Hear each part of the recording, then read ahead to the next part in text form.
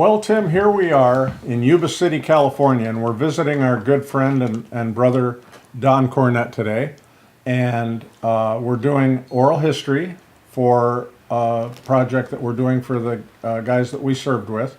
And as you know, we're putting this together in, it'll be on our website, but also it'll be in the National Archives for forever and ever. Oh, And nice. we Nice. and we will on the website.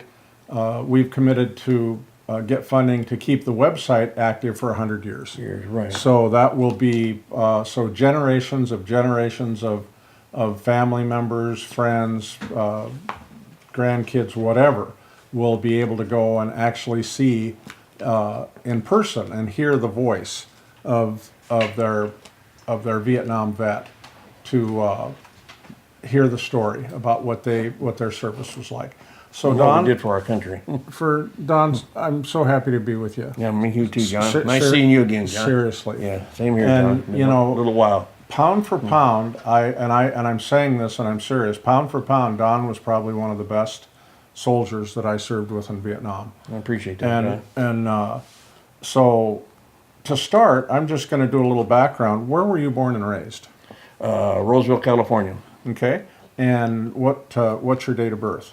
March 15th, 1943. Okay, and did you volunteer for the Army or did you get drafted? I was drafted. Okay, and how old were you when that happened? 3 months of being 26. Okay, and what were the circumstances? How is it that you didn't get drafted before that? I was married prior.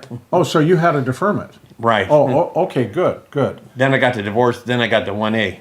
And then you got the letter. Yeah. Yeah, greetings. Yeah. Okay, so you were 26. Actually, yeah. Okay, and what were you doing at the time? What kind of occupation did you have when you got drafted? I was a meat cutter. Oh, so, okay, it goes all the way back to, Yeah. you started out that way. Yeah. Okay. Yeah. And what, if you can remember, how did you feel when you got that letter? Felt like crap. Yes. Yeah, because at the time you hear all the things on the news and everything was going on in Vietnam, and you thought you'd never be there, and then all of a sudden you got the letter to be there, and you thought, my God, what do I do now? Yeah. And at first it's like you don't can't Takes a lot out of you. Oh yeah, but I mean you Yeah. can't. You go, okay, I'm drafted, but you can't imagine what you're getting into. No, you can't. I mean, you see all the stuff that's going on over there in the newspapers and the TV, and you think, man, I got to go there and be in the, yeah, it stunk. Where did you go to basic? Fort Lewis. Okay, AIT. Fort Lewis. Okay. Right across the street. Okay, and what memories do you have of your basic and AIT experiences? I learned a lot in basic and especially in AIT, because AIT is Advanced Individual Training, and that's what it stands for, Advanced Individual Training. Basic, they teach you how to shine your shoes and change your diapers, whatever you need to do, you know. Yeah. But AIT is you got to learn, because you're going to Vietnam. You know you're going to Vietnam, unless you're 4 years and you already got enlisted for a truck driver. But once you're AIT drafted, you're 11 Bravo. But you know, it's just, you know, you make out of it what you want to do out of AIT. Do you remember at the different ranges in AIT that we went to? Do you remember that there were Vietnam vets that were the trainers? No, I don't ever. Oh yeah. I'm sorry, John. Yeah. My drill sergeants were Vietnam vets. I'm sorry. Yeah, the Vietnam vets were a lot of the drill sergeants. A lot of drill sergeants were Vietnam vets. And then like the rifle range. Rifle ranges. Yep. Yeah, I'm sorry, John. Yeah, I misunderstood you there. Yeah, but it, like the drill sergeant we had there at the IT, he come out there and stood us in line that day, and this is exactly how he put it to us. He says, every swinging dick standing right here is going to Vietnam. You better learn. He said, there might be 2 of you go some other place. That's because you're RA. Yeah, But right. anyway, that's how I learned to be the AIT. And it's funny you say that, because when I got to AIT, you know, I was feeling a little cocky from getting through basic. Yeah. And of course I knew I was given an MOS 11 Bravo at graduation, and I knew where I was going, and I was at Fort Ord for basic and stayed at Fort Ord for AIT. Yeah. And I'll never forget the R&R spot. Yeah. No. And I'll never forget that one of the first classes, we were sitting in the bleachers. Remember, they always used to say, "Don't go to sleep in the bleachers." Right. And the guy that was the instructor had been wounded real bad, so he was basically kind of messed up anyway. Right. And yeah. he started out his class with us anyway, and he said, guys, he says, what I want you to, I don't want you to go to sleep.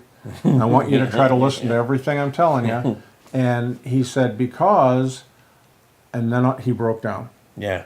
And he actually cried. Yeah. And you know what it's like to see a grown man cry, right? It does. Yeah. It does something to you. Yeah. And he goes, because I don't want any of you to get killed. Right. Like so many of the guys I served with got killed. Right. Or wounded, like I did. Right. And Both that of us. emotional, I Yeah. mean, all of a sudden I said to myself, and I'm glad it was one of the first classes. Yeah. I said, I'm going to listen and learn everything I can. Yeah. That convinced me, you know, Yeah. that this was a serious thing. This wasn't Yeah. just fun and games at this point. And it's like you said, Johnny, you know, he tells you about, you know, the killings and everything over there in Vietnam, and it's like you have to learn, because he's there to teach you to save your life. Exactly. But the biggest thing is when you get to Vietnam and you see your first kill, that's when you realize you better pay attention. You know what I bet. mean, you know, John, but, you know. Speaking of which, when did you get to Vietnam? Month and year. 68 in July. Okay. I looked at my 214 today. Okay.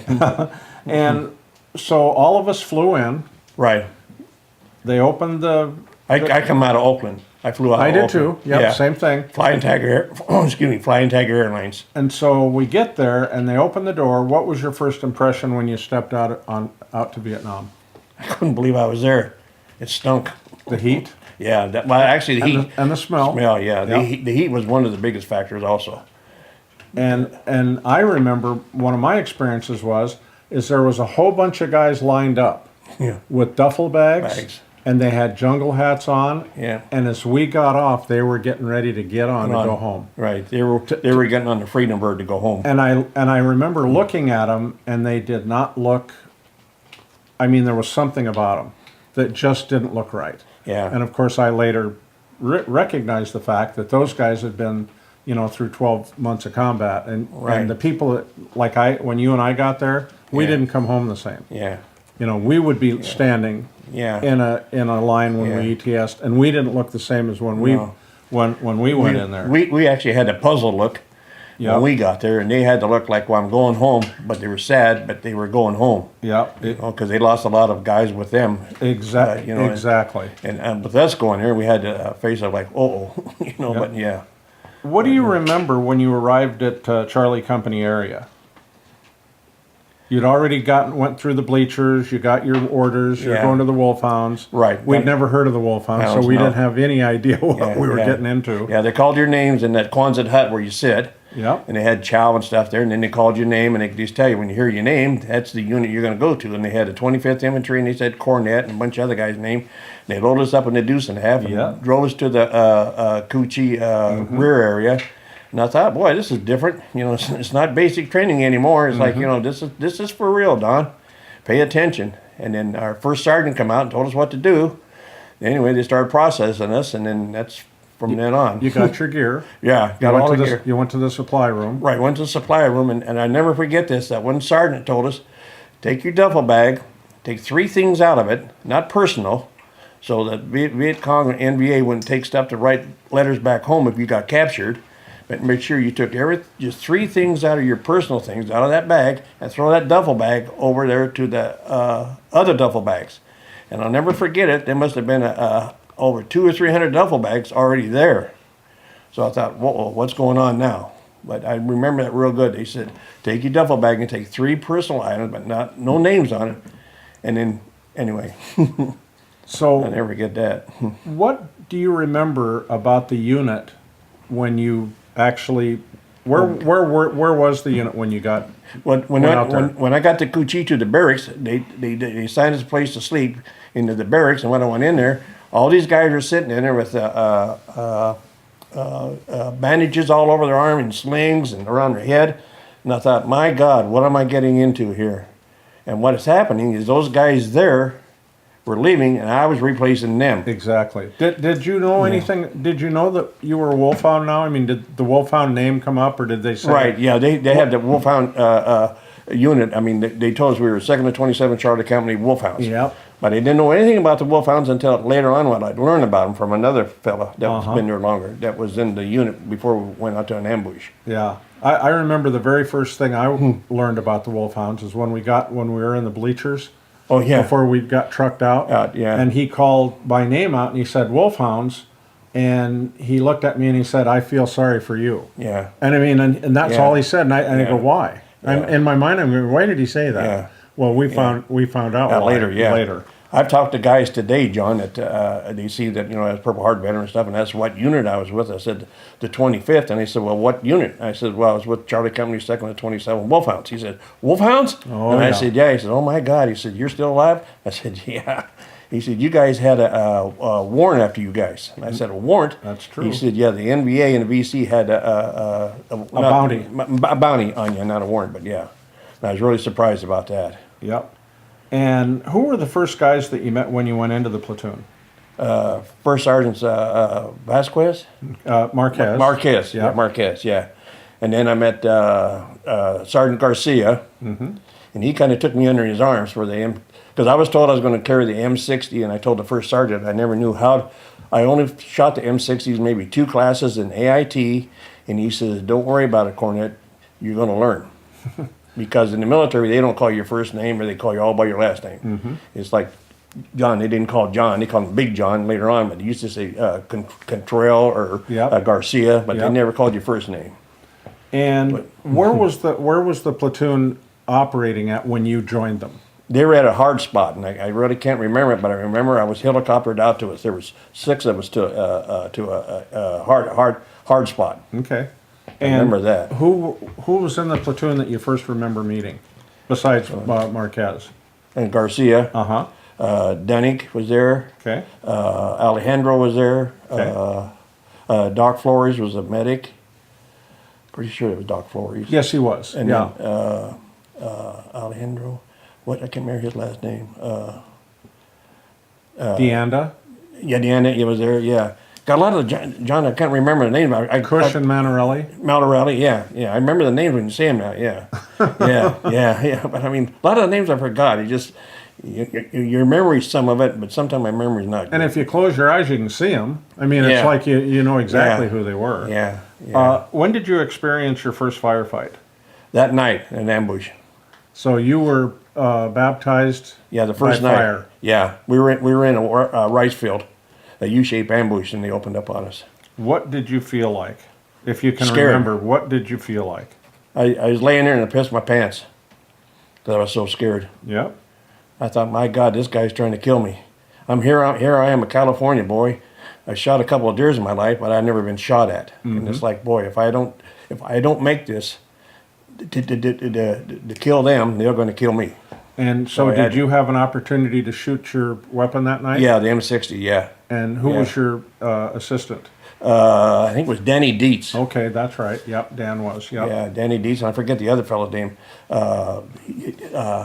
Clennon? Clennon, that's like that. Now, how do I know all this? Yeah, I don't know, John. I guess because you were in the unit too, John. John. No, I'm just kidding. No, really? I mean, but I just remember it Yeah. like it was yesterday. Yeah, I remember it, but I remember a lot of things, but I can't remember the names sometimes. That's sad I do that, but you know. And when you say Clennon and Dietz in the same sentence, Yeah. I remember when they were walking point one time, and a sniper shot around and went through Clennon's helmet. Exactly. And he went down, and he went down like a wedge, and everybody assumed he was headshot. Yeah, I remember that. Yeah. Yep. Yeah, the helmet saved him. Oh, and Yeah, it just I remember. Oh, Yeah. amazing. So that's why when you say those two names together. Yeah, you remember a little bit more than I remember the circumstance, but I don't remember some of the names. That's so. funny how. How long did the firefight last? Well, about 3 or 4 hours. Okay. And did anybody call in any air support? Fire support? No. We handled all ourselves that night because it was it wasn't the NVA that night. It was mostly the Viet Cong. Yeah, and you could tell. I mean, later on when you got experienced, you knew who was shooting at you pretty much. Yeah, because the NVA were equipped good as we were. And who would you consider your best buddies when you were over there? Oh man, all of them. Yeah. All of them, not just one. You can't say one person. I mean, they're all good to me. I mean, they supported me and I supported them. Because that's what it took about over there. You had to support each other because, man, you're away from home, you're away from your loved ones, you're away from your, you got to have support, and that's the biggest thing. Well, guys Yeah. have always said, were you fighting for your girlfriend? Hell Yeah.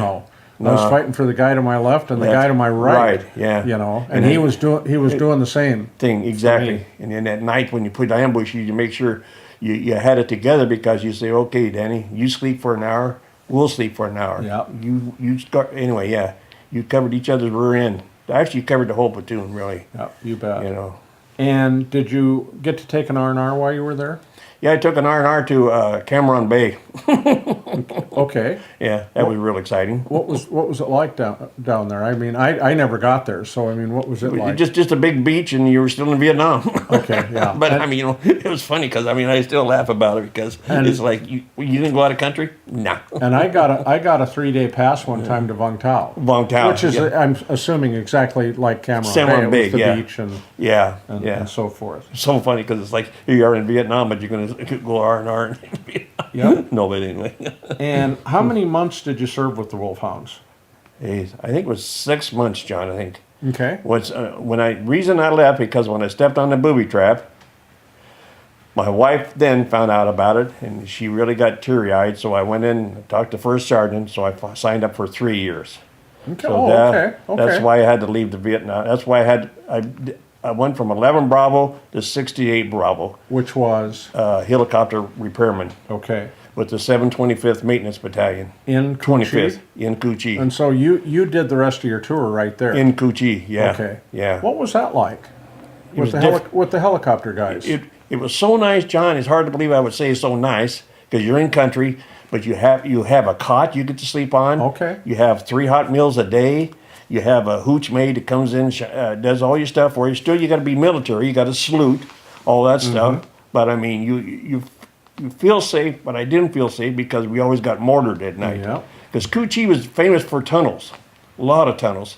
And to this day, I talked to a guy the other day that went to Vietnam, went to Cu Chi, and he says they got tours over there now in Cu Chi for the tunnels. Yes, they do. They kept the tunnels open, and they charged people to go into the tunnels. That's true. And I thought Tourists. Yeah, tourists, John. Yeah. Yeah, tourists. But anyway, yeah, that's the reason I left because my wife, she was very upset and was crying, and my wife was my partner then. Sure. That was my other wife. Oh, of course, yeah. But yeah, So that's the reason I left the unit. But otherwise, I believe the unit was a good unit. So I missed you Diamond don't- 1, you- 2, and 3. You don't know anything about fixing helicopters, and you show up for duty.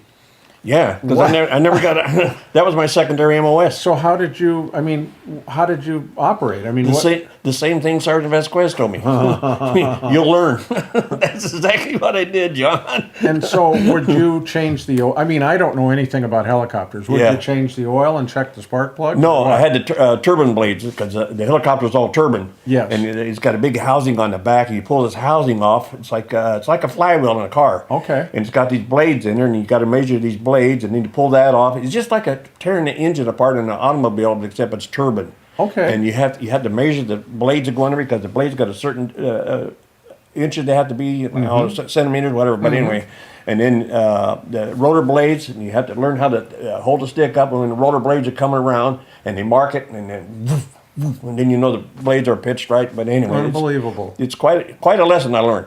And so, what about the guys that got holes in them? Oh, that was sent back to a maintenance crew. They call like a body shop. I mean, like a car body shop. Okay. They had a separate place for that. Where I was at there in Cu Chi, they had one hangar was strictly for the repair of the engine and stuff, and then the other hangar next to it was full of repair body style. I mean, like a body shop. They had like 5 or 6 different what do I want to call it? Not garages, but Bays? no huts. Well, Quonset huts. Yeah, like Quonset hut, but hangars. Hangars, yeah, I'm sorry, yeah. hangars. But anyway, each hangar had something to do for each part of the helicopter. But it was too bad they send the helicopter back to Sharp Army Depot in Stockton and get some more helicopters from Sharp. Because Sharp was one of the bigger places in California that had helicopters for Cobras and Hueys. But it was interesting. But I hated to leave the unit, but had to keep the wife and. Oh, I get it. That's a well, sad part, there's several guys Yeah. that were in our unit that went to Yeah. the helicopter deal, Yeah. you know. Yeah. And especially after the diamonds. Yeah. You know, Yeah. there was a lot of guys that Yeah. figured their number was, if they didn't get it at Diamond, they were going to get it at the next, you know. Yeah. And it's just something that gets in your mind. Yeah. It plays with you. Especially your family. Your family gets torn apart about it because Yep. they don't see you. They just hear things from you, or they hear something from And the they Red always Cross. think the worst. Yeah, they always think the worst because you thought the worst before you got there. Yep, you bet. You know, so but and then it's like I said, I stepped on that booby trap, and when lucky I still got all my limbs and stuff, but they're just part of life, and then I saw Clemens get it. He was what was he, a preacher? His brother was a preacher and had a nun. Catholic priest. Catholic priest and nun, yeah. And all of his sisters were nuns. Yeah, and that was really sad. And he was his life was set out for him. He was supposed to be a priest. Yeah, and he was he goes to Loyola University and decided that wasn't for him. Yeah. And that's when he got out. And of course, what happens when you quit college? Yeah. You You lose automatically go to Vietnam because Vietnam's the only thing open right then, and you're not going to Germany, and you're not going to Korea, and that's what happened to him. Yeah, very nice kid too, young kid. It was Yep. a shame. The whole thing's a shame because all the young guys that did lose their lives there, John. There's such an enormous amount. Well, 58,000 something. What is this? Mm-hmm. So many young guys didn't know what day it was, and it's sad. I mean, I didn't either, but I mean, And all you got to do is go to our website and go to Yeah. the honor roll, Right, And yeah. all those guys that we served with. Yeah. I mean, right there in the platoon, for heaven's sake. right, yeah, And just way too many, yeah, way too many. Yeah, it's sad, but And Clennon, like you say, he was in my squad, and he was he and I got pretty close, and we used to talk a lot because I was born a Catholic and raised Right, a Catholic, yeah. and so we used Yeah. to talk about religion and stuff like that. And I don't know if you're aware of this, but just before he had gotten a girlfriend, her name was Marie, and so they talked before he went to Vietnam, and they said, well, should we get married now, or should we wait till I come back? Yeah. And they decided, well, because of the uncertainty, they'd wait until he got back. And so we would, when we'd get back to Jackson, we'd write our letters and Right, stuff yeah, like that. yeah. And so I usually on the top of the bunker, and we'd be chatting. He told me all about Marie and how deeply in love they were. And she wrote him every day. He got a Right. letter every day from her, and he tried to write every day. do you remember when got to use the phone?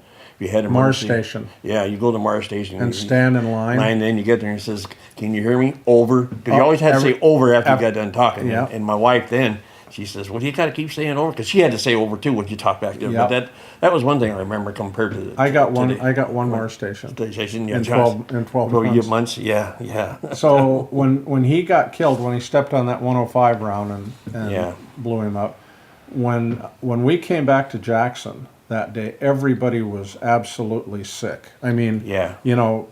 Herrera blew his leg off. Yeah. Lieutenant Ide, who wasn't even supposed to be there, he went out Right. there because his platoon was going in the next day. Right, yeah. And Jamie O'Brien was in Cu Chi for some reason or other. He got killed, and Peroni, who was Ide's RTO, Yeah. it went through Ide, and Peroni was standing behind him facing away, and it went through Ide and through the radio and into Wow. Tony Peroni. Ronnie, yeah. And And John, talking about that with Clemens on the 105, I remember that now, since you're talking about it. Because when we walked that perimeter, I think that field we were walking, Yes. I remember it was a minefield, but it had old tanks and everything sitting in there, I think. because that's what they were there for. Yeah, They yeah, were. It wasn't yeah. for us. Yeah, I remember that now. And- You're talking about it. Yeah, the and, 105s, yeah. And I That was a remember- bad area. And I remember the little booby trap signs were all over. over the place, Yeah, and I'm going, why are we here? Yeah, Why are we? What are we doing? yeah. And we had Pete was a Kit Carson. Yep. But he didn't even know what, And he was going, man, this is a bad, Yeah, this is a bad yeah. place. So anyway, to finish my story, when we came back, being his squad leader, I went and got his gear, and I thought, he deserves to have somebody write Marie Yeah, and really, tell yeah. him whatever happened. So Besides the I military. got in his bag, and I got the letters out, and I got her address and everything, and in the next couple of days, I was able to get enough. I don't know what you'd call it, but I wrote her a letter, I'll put her, yeah. and I told him, and I told her what a wonderful guy he was and how liked he was and respected in the Yeah. platoon. And Yeah, he really of was, course, yeah. I did not go into any details Yeah, about how yeah. he got killed. Right? I was Yeah. pretty sensitive about that. But it's so funny, like you said, he was from a Catholic. Yeah. I don't think maybe he was in the country maybe 2 months, 3 months, what it was, and then all of a sudden his Catholic was still there, but he started smoking. Oh drinking yeah, beer. sure. Oh yeah. I mean, that changed everybody, John. Sure. You know that, John, Yeah, because sure. you can get there being a virgin and end Oh, up being no kidding. John. But I mean, not that, but I mean, you start No, smoking I know and exactly drinking. what It's you're like, saying. but And the anyway. cussing was natural. Well, That yeah. was the new English. Yeah. There was no John. Yeah, but anyway. So I wrote her Mm-hmm. and I sent the letter off, and I never heard a word from her. We know. I never got a return letter. So now I want to fast forward to 2003, 2004. Poor. I don't know why. Clennon was just a special person. He was a nice guy. And so Nice kid, really. I'm looking for the guys that I think are alive, but I'm thinking about him, and I'm thinking, I wonder if I could find his brother, the priest, or the sister? the nuns. The nuns, yeah.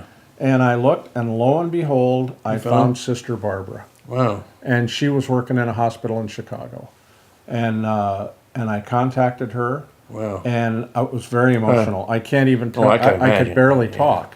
And she was so grateful to hear from somebody that knew her brother. Brother, yeah. And she said, when we heard the news, it affected his brother, the priest, so much that he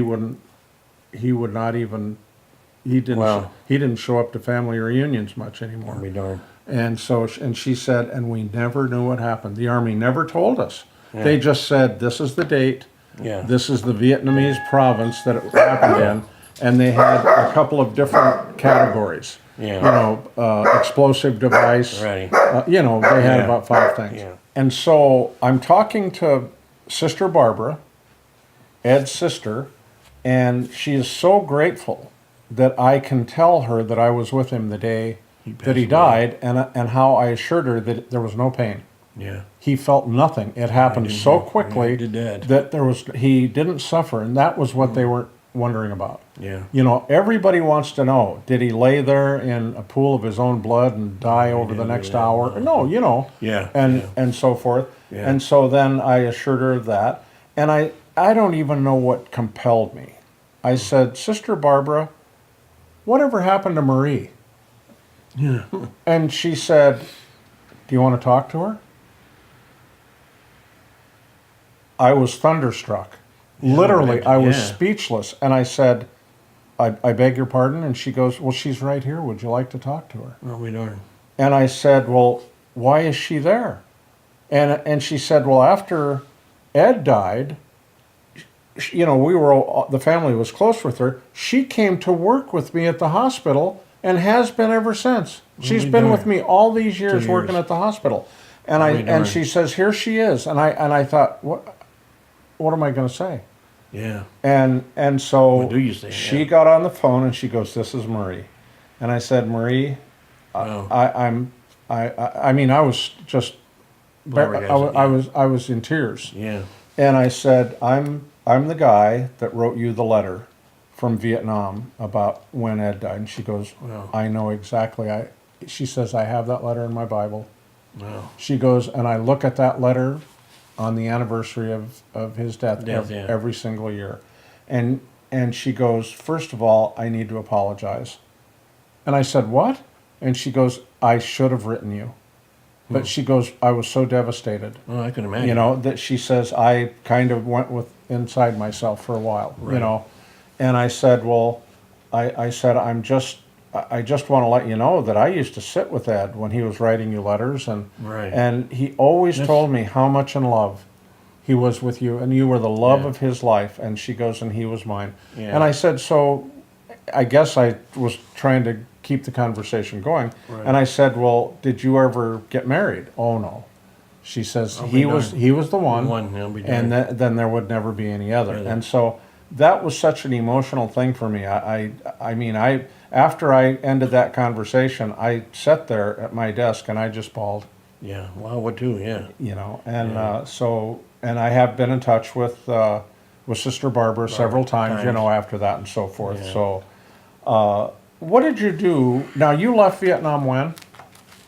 Let's see, 68, 69, 69, 70, 70. Okay. Because I And didn't want to come back to the stateside. what did you do when you got home? I went to Fort Ord. Oh, so you went to my old alma mater. Mm-hmm. Okay. Is that why you said it was the R&R? Yeah, John, yeah. Monterey, Yeah. remember Monterey? Yeah, Monterey. Yeah, So yeah, and so yeah. and then so you finished your tour. Or your obligation, Vacation on helicopters. and then what did you do? Then I went back to work as a meat cutter. So you came home. Yeah, Oh, came back okay. to here. And Well, actually, I went to Oakland to process out. yeah, oh no, but I Yeah. mean your career then was meat cutter, and that's pretty much what you did. I finished, yeah. Okay, Yeah. and In fact, I just retired 6 years ago as a meat cutter for Beale Air Force Base, oh yeah, civil service. okay, Yeah. and Had 26 so years. you got home, and your wife, and did you have any kids at that point, or okay, and then that marriage didn't No. last. No. Okay, do you think it had anything to do with Vietnam? Yeah. Yeah, Yeah. And a whole lot. A whole well, lot. the only reason I say that is that's the story for many of us. Yeah, it really is. I mean, there's I had many of us. had a real bad drinking problem. Yeah. Oh, by the way, I did too. Yeah, yeah, that's So exactly it, that was that's it. that was pretty Yeah. common. Yeah. And did you stay in touch with any of the guys you served with when you came home? The sad part, John, no. Well, sad part is none of us did. Yeah. And the problem is you went over there alone Yeah.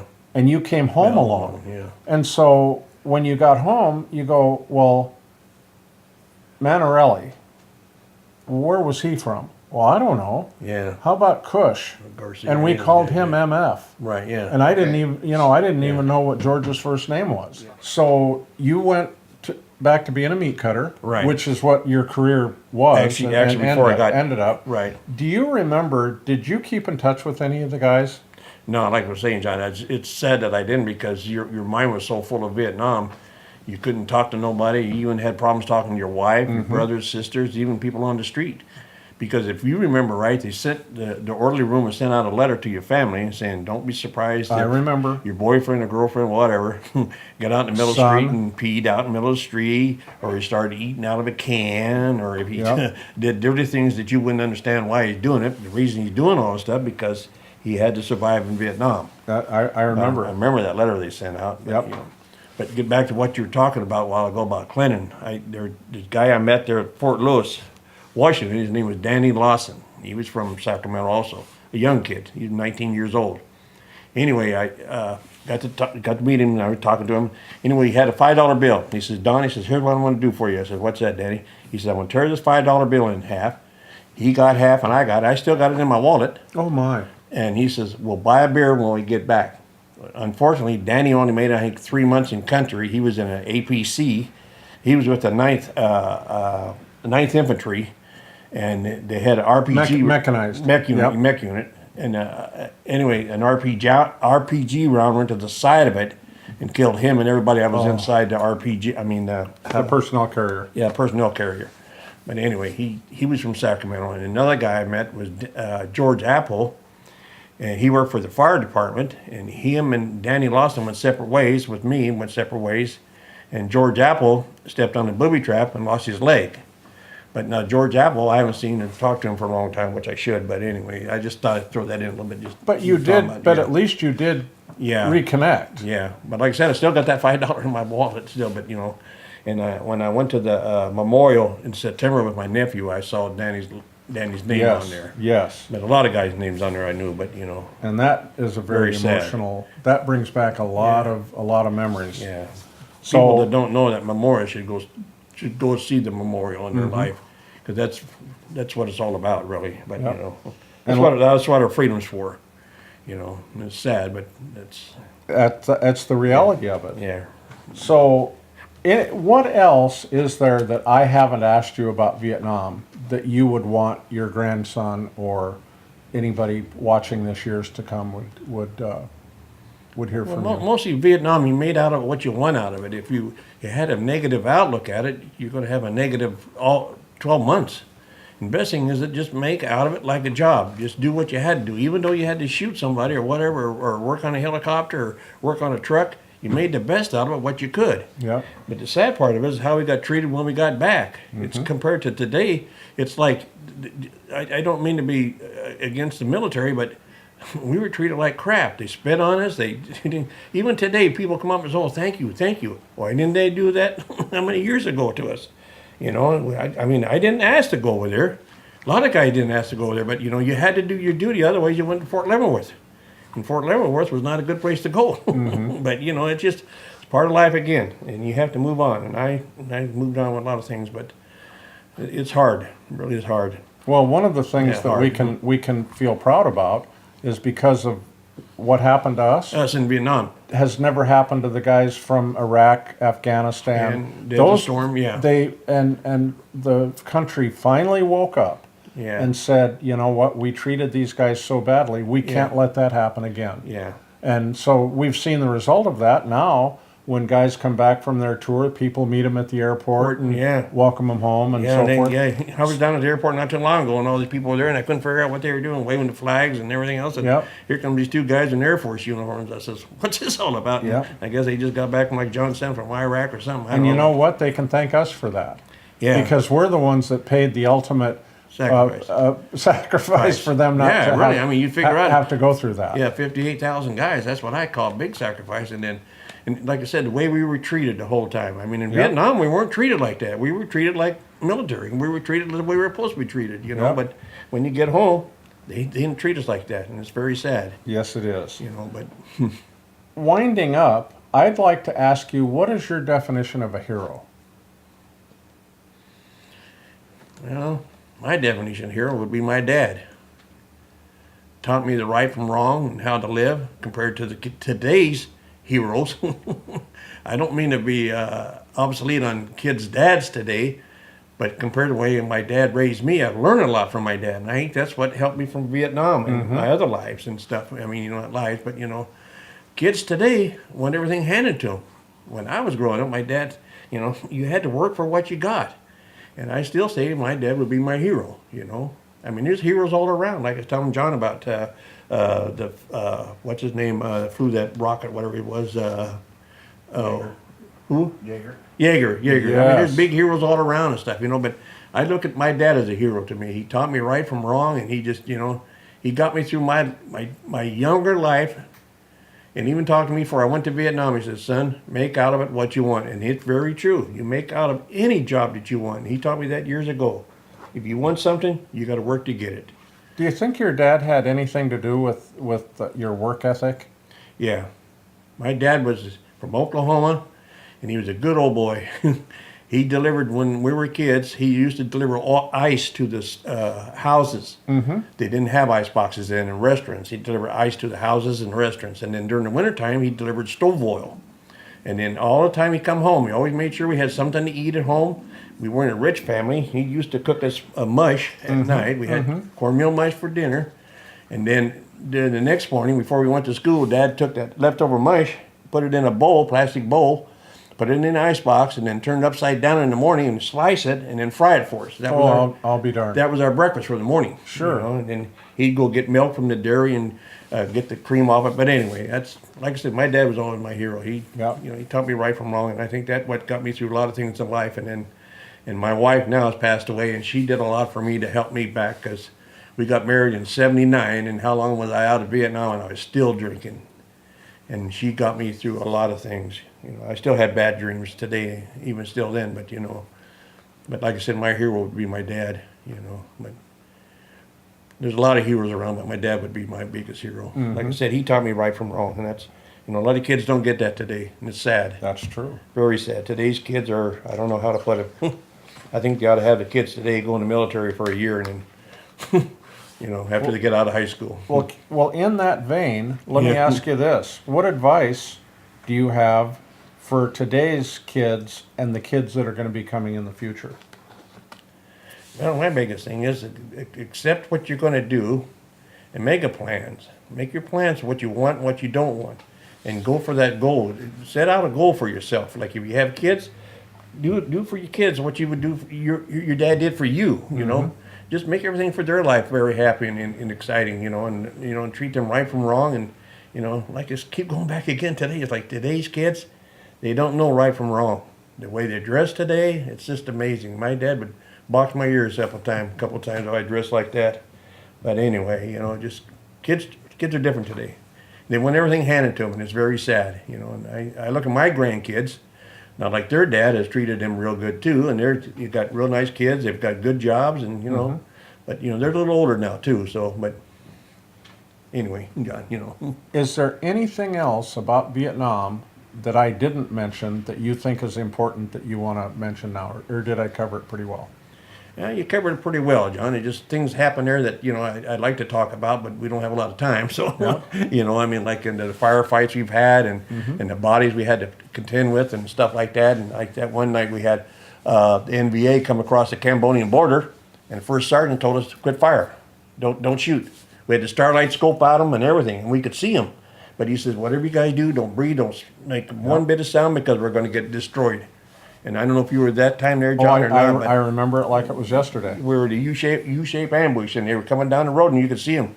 So we kept quiet, and they went right on down the road. But things I guess I never talked about Vietnam like I do now compared to when I first got back. I was always hush hush. But John knows that because, anyway, I'm glad John's here. I'm glad him and his son are here. It's good people get to see this now and understand what we went through. A lot of it, people don't understand that, but But anyway, appreciate it, John. You know what, my Appreciate friend? that. Yeah, It's appreciate it, yeah. it's good being with you. Yeah. And it was good being with you in Vietnam. Yeah, And it really was. you know too, yeah. what? I'm glad we made it. Yeah, I am too. Knock on wood, knock on wood, yeah. So thank you so much Yeah, for appreciate it, allowing John. Tim and I to come in Yeah, and no problem. I and, enjoyed that, yeah. Good. Like I said, I had a lot of things I could talk about, but we don't have a lot of time. Wow. No, but I mean, I could talk now, but. But we covered a lot of it. Yeah, we really did, Yeah. really did. Well, thanks, Yeah. buddy. Appreciate it so much. Yeah, John, you too.